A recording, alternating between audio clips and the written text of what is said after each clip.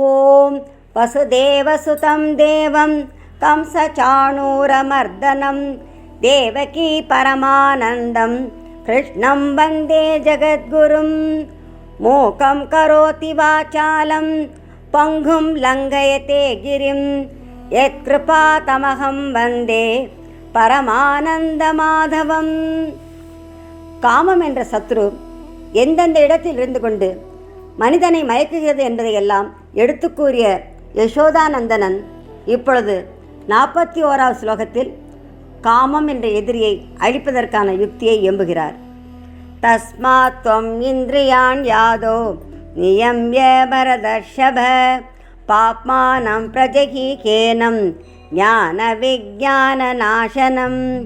ஹே பரதர்ஷப, பரதகுலத்தில் சிறந்தனான அர்ஜுனனே, தஸ்மாத் ஆகையினால், துவம் நீ, ஆதோ முதலில், இந்திரியாணி புலன்களை, நியம்ய வசப்படுத்தி, ஞான விஞ்ஞான நாசனம் ஞானத்தையும் விஞ்ஞானத்தையும் அளிக்கின்ற, ஏனம் பாப்மானம் இந்த பெரும் பாவியான காமத்தை, ஹி நிச்சயமாக, பிரஜகி அழித்து விடுவாயாக. ஆதோ இந்திரியாணி நியமிய என்று கூறப்பட்டது. காமம்தான் எல்லா கேடுகளுக்கும் அடிப்படையான காரணம். காமம் முதலில் புலன்களை நுழைந்து அவற்றின் மூலம் மனம் புத்தியை மயக்கி மனிதனையும் மயக்குகிறது. காமம் தங்குமிடம் மனம் புத்தி புலன்கள் என்று 40வது ஸ்லோகத்திலே சொல்லப்பட்டது. ஆகவே முதலில் புலன்களை தன்னுடைய கட்டுப்பாட்டுகள் கொண்டு வந்தால் காமம் என்ற எதிரியை வெல்லலாம். காமம் தங்கும் இடங்களை இழுத்து மூடுவதாலேயே இந்த காமம் என்ற சத்ருவை அழிப்பது எளிதாகும். ஆகவே ஆதோ இந்திரியாணி நியம்ய, முதலில் புலன்களை வசப்படுத்து என்று இயம்பப்பட்டது. புலன்களை எந்த உபாயத்தினால் வசப்படுத்தலாம்? அபியாசேன து கௌந்தேய வைராகியேன ச கிருஹ்யதே. ஹே கௌந்தேய, பயிற்சியினாலும் வைராகியத்தினாலும் மனதை அடக்கலாம் என்று 6வது அத்தியாயமான ஆத்ம சம்யம யோகத்தில் அரவிந்தாட்சன் அருளியுள்ளார். அபியாச வைராகியாபியாம் தன் நிரோதா. அபியாசத்தாலும் வைராக்கியத்தாலும் மனதை அடக்க முடியும் என்று பதஞ்சலி யோக சூத்திரத்திலும் பகரப்பட்டுள்ளது. வைராக்கியம் என்பது யாது? போகப் பொருட்களுடன் புலன்கள் சேர்வதால் உண்டாகின்ற சுகம் உண்மையில் சுகமே அல்ல, அது அனித்தியமானது, துன்பத்தை தரக்கூடியது என்பதை அறிந்து இவ்வுலகம் மற்றும் பரலோகங்களில் கிடைக்கின்ற சகல போகங்களையும் துறப்பதுதான் வைராக்கியம். முள் நிறைந்த காட்டிலே பாதரட்சை இல்லாமல் வெறும் காலோடு போக முடியாது. இவ்வுலகம் என்னும் இடர்பாடுகள் நிறைந்த காட்டிலே வைராக்கியம் என்னும் பாதரட்சை அணிந்து செல்வதால் சம்சார காட்டை கடந்து செல்ல முடியும் என்று பகவான் ஸ்ரீ ராமகிருஷ்ண பரமஹம்சர் அருளியிருக்கின்றார். அபியாசம் என்பது யாது? அபியாசம் என்பது பயிற்சியாகும். சித்திரமும் கைப்பழக்கம் செந்தமிழும் நாப்பழக்கம் என்று கூறியதற்கேற்ப ஒரே செயலை மீண்டும் மீண்டும் செய்வதே பயிற்சியாகும். இங்கு எந்த செயலை செய்ய வேண்டும்? பரமாத்மாவின் நாமம், ரூபம், குணம், சரித்திரம் முதலியவற்றை கேட்டல், பாடுதல், சிந்தித்தல், பேசுதல் முதலியவற்றிலும், தன்னலம் கருதாது உலக நன்மைக்கான காரியங்களிலும் புலன்களை ஈடுபடுத்தல் போன்றவற்றை அடிக்கடி செய்தலே பயிற்சி எனப்படும். ஆன்மீகத்தில் செய்யப்படுகின்ற அபியாசம்தான் பிரம்மாபியாசம் என்று புகழப்படுகிறது. தத் சிந்தனம் தத் கதனம் அந்யோன்யம் தத் பிரபோதனம் ஏதத் ஏக பரத்வம் ச பிரம்மாபியாசம் விதுப்புதாக. பரமாத்மாவையே சிந்தித்து கொண்டிருப்பது, அவருடைய கல்யாண குணங்களை, பிரபாவங்களை, லீலைகளை உரைப்பது, ஒருவருக்கொருவர் அவருடைய தத்துவங்களை போதிப்பது என்று எப்பொழுதுமே பரமாத்மாவிடமே மனதை ஈடுபடுத்துவது பிரம்மாபியாசம் என்று அறிஞர்கள் கூறுவதாக பஞ்சதசியில் பகரப்பட்டுள்ளது. தத்புத்தயஸ்ததாத்மானஹ தன்னிஷ்டாஸ்தத்பராயணாஹ கச்சந்த்ய புனராவృత్తిம் ஞான நிர்தூத கல்மஷாஹ. பரமாத்மாவிடமே மனதையும் புத்தியையும் நிலைநிறுத்தியவராய், எப்போதும் அவரையே சிறந்த புகலிடமாக கருதுபவராய், ஞானத்தினால் பாவம் நீங்கியவர்களாய் மீண்டும் திரும்பி வராத நிலையை அடைகிறார்கள் என்று 5வது அத்தியாயமான கர்ம சந்நியாச யோகத்தில் கமலநயனன் கூறியுள்ளார். இவ்வாறு வைராக்கியம், பயிற்சி ஆகிய இரண்டினாலும் புலன்களையும் மனதையும் கட்டுப்படுத்த முடியும். ஞான விஞ்ஞான நாசனம். ஞானம் என்பது என்ன, விஞ்ஞானம் என்பது என்ன? பகவானுடைய தத்துவங்கள், மகிமை, கல்யாண குணங்கள், லீலைகள் போன்றவற்றை அறிவது ஞானமாகும். அவற்றை அனுபவிப்பது விஞ்ஞானமாகும். ஞானத்தையும் விஞ்ஞானத்தையும் வேரோடு அழிப்பதற்கு காமத்திடம் சக்தி இல்லை. இங்கு நாசம் செய்தல் என்றால் மறைத்தல் என்று பொருள். காமம் எவ்வாறு ஞானத்தை மறைக்கிறது என்பதையெல்லாம் 38வது ஸ்லோகத்திலும் 40வது ஸ்லோகத்திலும் பார்த்தோம் அல்லவா? மேகம் சூரியனை மறைப்பது போல காமம் ஞானத்தை மறைக்கிறது. மேகத்தினின்று வெளிவந்த சூரியனைப் போல் காமம் நீங்கிய போது ஞானம் மறுபடி நன்கு பிரகாசிக்கிறது. தஸ்மாத் த்வம் இந்திரியான் யாதோ நியம்ய பரதர்ஷப பாப்பானம் பிரஜஹிகேனம் ஞான விஞ்ஞான நாசனம்.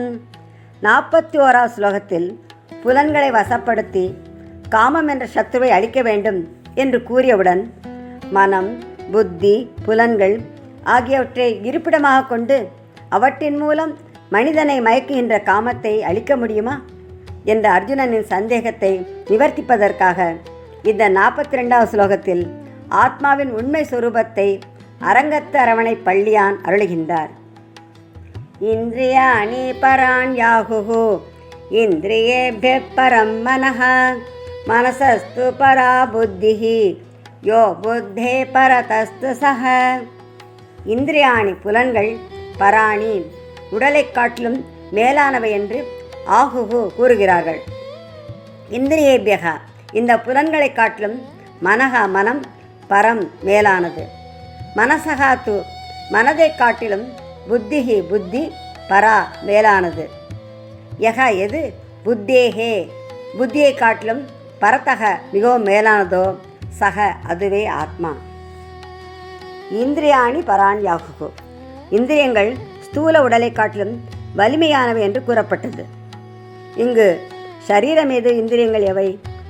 ஷரீரம் ரதமேவது இந்திரியாணி ஹயான் ஆகுகு. உடலை தேர் என்றும் புலன்களை குதிரைகள் என்றும் கட்டோபனிஷத்திலே கூறப்பட்டுள்ளது. தேரை காட்டிலும் குதிரைகள் வலிமையானவை. குதிரைகள் தேரை தம் இஷ்டப்படி இழுத்து செல்லக்கூடியவை. அதுபோல புலன்கள் ஸ்தூலமான உடலை நடத்தி செல்கின்றன. ஆகவே உடலை காட்டிலும் புலன்கள் மேலானவை, வலிமையானவை என்று கூறப்பட்டது. இந்திரியேபிய பரம் மனஹ இந்திரியங்களை காட்டிலும் மனம் மேலானது. மனம் எது? மனப்பிரகிரகம் ஏவச்ச மனம் கடிவாளம் என்று கூறப்பட்டது. குதிரைகளை அடக்கும் சக்தி கடிவாளத்துக்கு உண்டு. தறிகெட்டு ஓடும் குதிரைகளை கடிவாளத்தால் கட்டுப்படுத்துவது போல சப்தாதி விஷயங்களை நாடி செல்லும் புலன்களை மனம் என்னும் கடிவாளத்தால் கட்டுப்படுத்த முடியும். எனவே இந்திரியங்களை காட்டிலும் மனம் வலிமையானது என்று கூறப்பட்டது. மனசஸ்து பராபுத்திகி மனதை காட்டிலும் புத்தி வலிமையானது. புத்தி எது? புத்திம் து சாரதிம் வித்தி புத்தியை தேரோட்டி என்று கூறப்பட்டது. தேரோட்டி கடிவாளத்தை தன் கட்டுப்பாட்டுக்குள் வைத்துக்கொள்கிறார். அவ்வாறே புத்திக்கு கட்டுப்பட்டது மனம். மனம் எது? சங்கல்ப விகல்பாத்மகம் மனஹா ஒன்றை எண்ணுவது பின் அதை மாற்றி எண்ணுவது மனதின் இயல்பு. நிச்சயாத்மிகா புத்திகி எதையும் நிச்சயம் செய்யும் வலிமையுடையது புத்தி. எனவே புத்தி மனதை காட்டிலும் மேலானது. புத்தேகே பரதஸ்து சக ஆத்மா புத்தியை காட்டிலும் வலிமையானது. இங்கு ஆத்மா என்பது யாது? ஆத்மானம் ரதினம் வித்தி ஆத்மாவை தேரின் உரிமையாளன் என்று அறிய வேண்டும். தேரின் எஜமானனுக்கு அடங்கினவன் தான் தேரோட்டி. அவ்வாறே ஆத்மாவிற்கு அடங்கியது புத்தி. எனவே புத்திற்கும் மேலானவன் ஆத்மா என்று அறியணும். கட்டோபனிஷத்திலே ஒரு அழகான உருவகம் வர்ணிக்கப்பட்டுள்ளது. ஆத்மானம் ரதினம் வித்தி ஷரீரம் ரதமேவது புத்திம் து சாரதிம் வித்தி மன பிரகிரகமேவச்ச இந்திரியாணி ஹயானாஹு விஷயாம்ஸ்தேஷு கோச்சரான் ஆத்மேந்திரிய மனோயுக்தம் போக்தா இத்யாஹுர் மனிஷிணஹ. ஆத்மாவே தேருக்கு உடையவன். உடல்தான் தேர். புத்தி தேரோட்டி, மனம் கடிவாளம், புலன்கள் குதிரைகள், போக விஷயங்கள் அவற்றின் மார்க்கம் என்றெல்லாம் கூறப்பட்டுள்ளது. உடல், புலன்கள், மனதோடு கூடிய ஆத்மாவை போக்தா அனுபவிக்கிறவன் என்று கூறுகிறார்கள். புத்தியாகிய தேரோட்டி விவேகமற்று மனமென்னும் கடிவாளத்தை முறைப்படி கட்டுக்குள் வைத்து கொண்டிராவிடில் ஜீவாத்மாவாகிய அந்த ரதத்திற்கு உரியவனின் குதிரைகளான புலன்கள் தறிகெட்டு ஓடும். துஷ்ட குதிரைகள் போல வலுவில் விஷயபோகங்கள் என்ற படுகொலியிலே கொண்டு போய் தள்ளும். எஸ்து விஜானவான் பவதி யுக்தேன மனசா சதா தஸ்யேந்திரியாணி நஷ்யந்தி சதஸ்வா இவ சாரதேகே. புத்தியாகிய தேரோட்டி விவேகத்துடன் மனமென்ற கடிவாளத்தை உறுதியுடன் இழுத்து பிடித்தால் அவனுடைய புலன்களாகிய குதிரைகள் நல்ல பயிற்சி பெற்ற குதிரைகளைப் போல் வசப்பட்டுவிடும். சக பரதக ஆத்மா மேலானவன் என்று கூறப்பட்டது. கீதை உபனிஷதங்களின் சாரமாகும். இந்த ஸ்லோகத்திற்கு அடிப்படையான மந்திரம் கட்டோபனிஷத்தில் உள்ளது. இந்திரியேபிய பராஹ்யர்த்தாக அர்த்தேபியஸ்ச பரம் மனஹ மனசஸ்து பரா புத்திஹி புத்தேராத்மா மகான் பரஹ மகதப் பரம் அவ்யக்தம் அவ்யக்தாத் புருஷ பரஹ புருஷான்ன பரம் கிஞ்சித் சாகாஷ்டா சா பராகதிஹி. புலன்களை விட சப்தாதி விஷயங்கள் நுட்பமானவை, பலம் மிகுந்தவை. அவற்றை காட்டிலும் மனம் மேலானது. மனதை விட புத்தி மேலானது. புத்தியை விட மகத்தத்துவம் என்னும் சமஷ்டி புத்தி மேலானது. அதைவிட அவ்யக்தம் என்னும் மூல பிரகிருதி மேலானது. அதைவிட புருஷன் மேலானவன். புருஷனை விட மேலானது எதுவும் கிடையாது. அதுதான் எல்லை. அவனே அடையத்தக்கவன். அவனே அனைத்திற்கும் மேலானவன், அனைத்திற்கும் ஆதாரமாக விளங்குபவன். அவனே எங்கும் நிறைந்தவன்.